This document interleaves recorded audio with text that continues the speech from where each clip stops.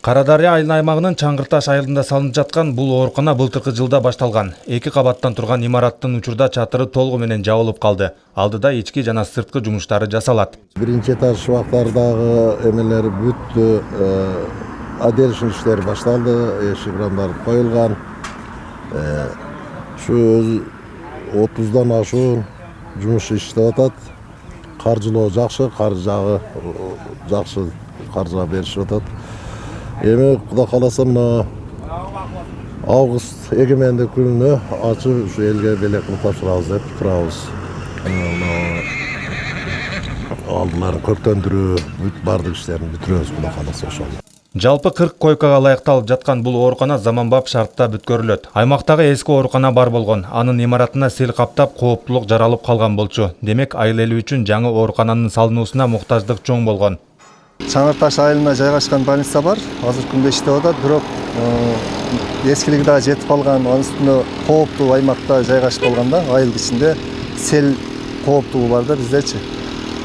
Жогору жактан сел жаан чачын көп болуп, сел болгондо түшүп больницага кооп жаратып, ал жерде кыйын абалга келип калат да.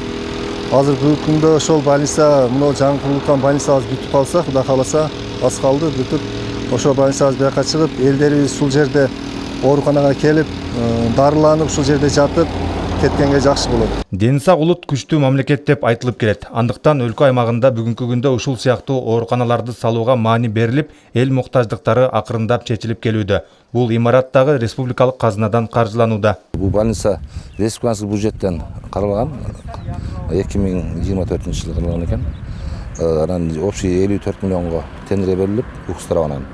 Анан 51 миллион канчага ошо суу курулуш деген подрядчы утуп алып, ошо иш алып кетет. Кудай кааласа бул курулуштун бүтүшүн ошо август айына жетпей тапшырабыз деп атышат да. Ошо көзөмөлдөө жагы тынбай жетекчилик жактан көзөмөлдөр келип суралып каралып атат. Белгилей кетсек, Чаңгырташ айылында жалпы 1001 кожолукта 5000ден ашуун калк жашап келет.